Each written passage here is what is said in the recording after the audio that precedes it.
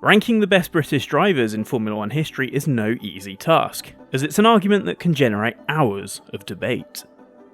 Lewis Hamilton has a strong claim as Britain's greatest F1 driver, an accolade that some will dispute, given his dominant position at Mercedes since 2014. Basing this list solely on the number of F1 victories scored by Britain's best provides a certain steer on the debate, with the usual asterisk to mask out the near impossibility of comparing different eras of F1 drivers and cars. Number 10. James Hunt.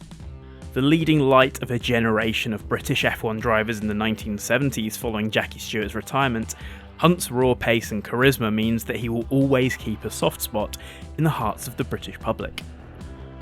Hunt impressed in a Hesketh-run March in 1973, taking a podium at Zandvoort in just his 4th Grand Prix start. He truly announced himself as a force when the flamboyant team started building its own cars, winning the 1974 BRDC International Trophy at Silverstone and then the Dutch Grand Prix the following year. Hunt saw off a sustained attack from Ferrari's Niki Lauda in a wet-dry race to take his first, and Hesketh's only, World Championship race victory.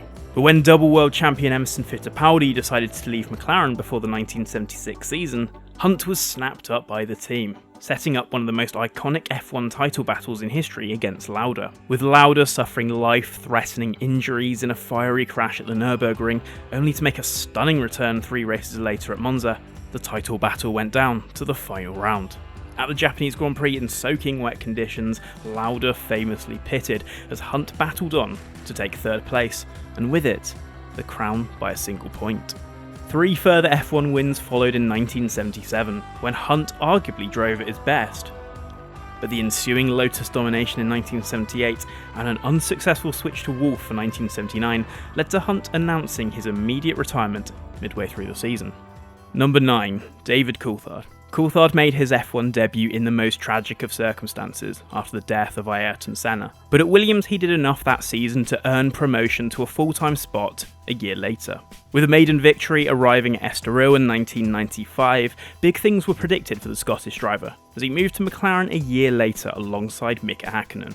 Despite a number of strong performances and winning at least one F1 Grand Prix in each season between 1997 and 2003, Coulthard had to play second fiddle to Hakkinen during his title triumphs in 1998 and 1999, while he and the rest of the F1 grid were unable to break the unrelenting dominance of Michael Schumacher and Ferrari at the start of the 21st century. A move to the new Red Bull squad in 2005 relegated Coulthard into the midfield, with just 2 further podiums achieved across his final 4 seasons in F1. But he did play his part in setting up the team, on course for success with Sebastian Vettel. Number 8.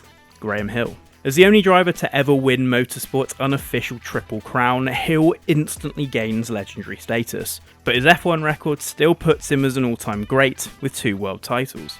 After a troubled time with Lotus, Hill switched to BRM and scored a maiden F1 podium at Zandvoort in 1960. 2 years later, everything came together with the BRM P57, and Hill fought Jim Clark for the world title, taking wins in the Netherlands, Germany, Italy and South Africa to secure the crown. F1 wins and podiums would continue to be notched up over the following 4 years, but Hill would come up short in the title fight, being runner-up between 1963 and 1965. He then joined Lotus to create a super team with Clark in 1967. The Cosworth DFV-engined Lotus 49 moved the goalposts, but luck was still not with Hill in 1967, a string of retirements curtailing his challenge. But with the tragic backdrop of teammates Clark and Mike Spence being killed in accidents in 1968, Hill led Lotus to the F1 World Championship that year, scoring wins in Spain, Monaco and Mexico. Despite a solid start to his F1 title defence the following year, with 2nd place in South Africa and another masterful performance in Monaco, his 5th win in the Principality, he suffered 2 broken legs in a crash at the US Grand Prix. While he continued to race in F1 until 1975, he never hit the same heights after the accident. Number 7. Jenson Button.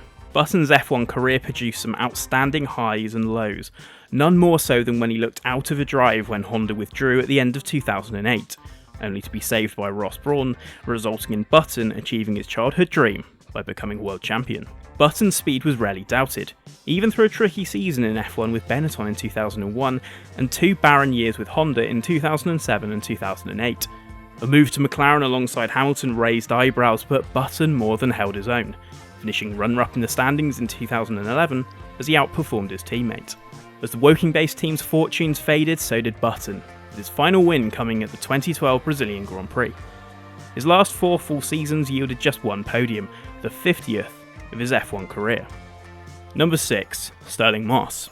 Considered the greatest F1 driver never to have won the world title, the recent passing of Moss compelled tributes to pour out from across the globe, in reverence to a driver his peers considered the best of his generation. Moss won in almost everything he competed in, to produce a career few others can hold any comparison to, and his F1 record still sees him fully deserve a spot on this list.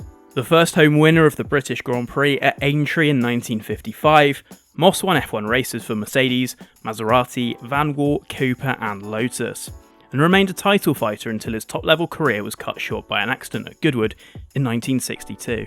His 1961 season, in privateer Rob Walker's Lotus 18 against the more powerful Ferraris, remains one of F1's greatest campaigns.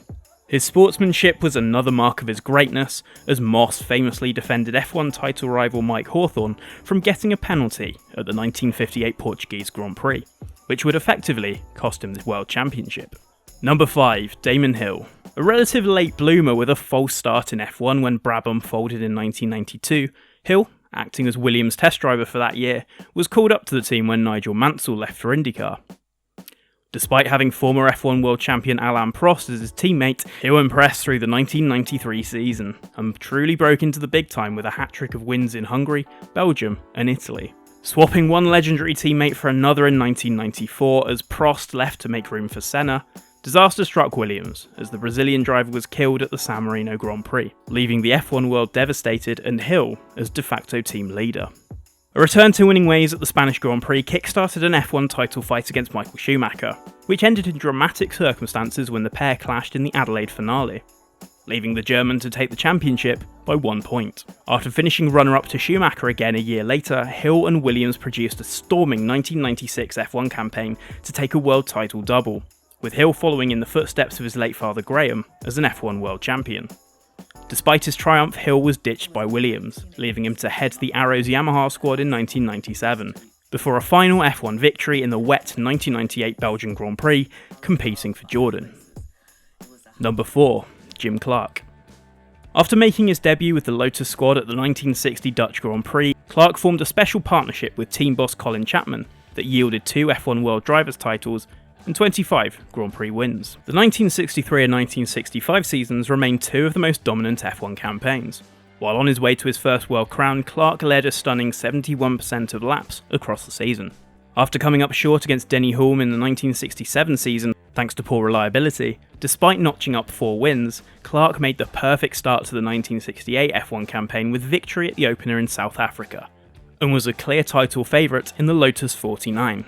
But it was to mark his final F1 start as tragedy struck when Clark was killed in a Formula 2 accident competing at Hockenheim. The benchmark driver of his era, Clark's death left a vacuum at the top of the sport, which was filled by the next person on our list, number 3, Jackie Stewart. An F1 icon of the late 1960s and early 1970s, as a 3-time world champion, Stewart's record has kept him at the top table of the greatest drivers in history for almost half a century.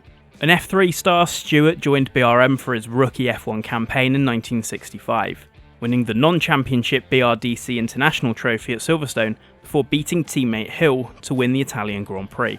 Stewart claimed his maiden F1 crown in dominant fashion in 1969, driving his Ken Tyrrell-run Matra to 6 victories in the opening 8 races.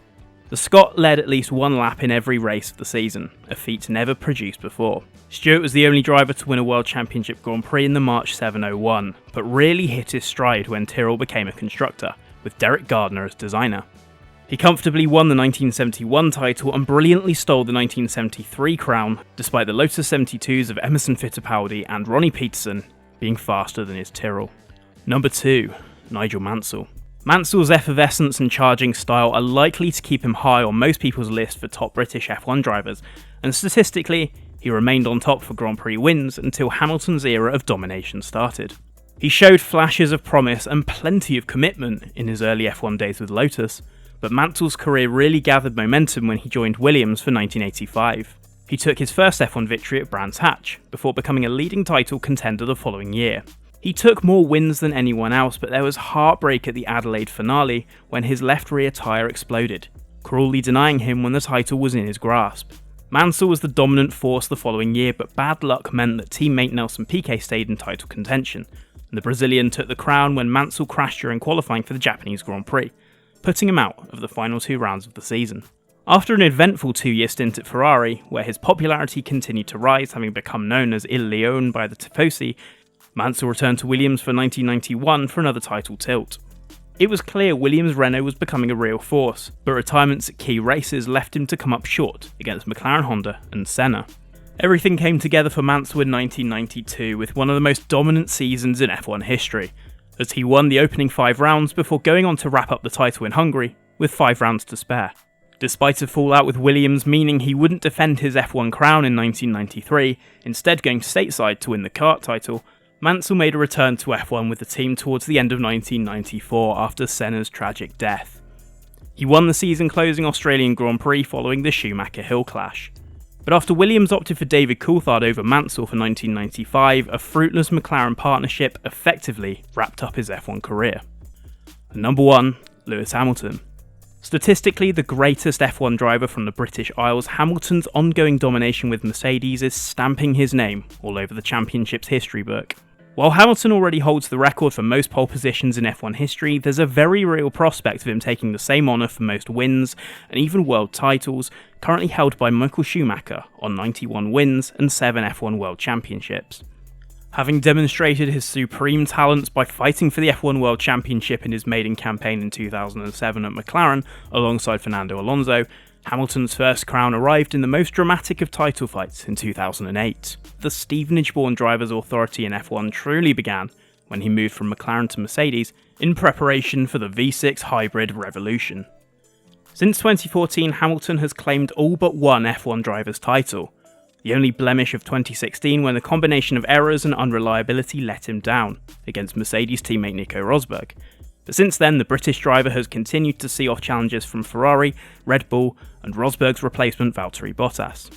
Hamilton also has ample time to improve on his statistics as he's set to sign a new deal keeping him at Mercedes beyond 2020, meaning he would have the opportunity to become, statistically, the greatest F1 driver of all time.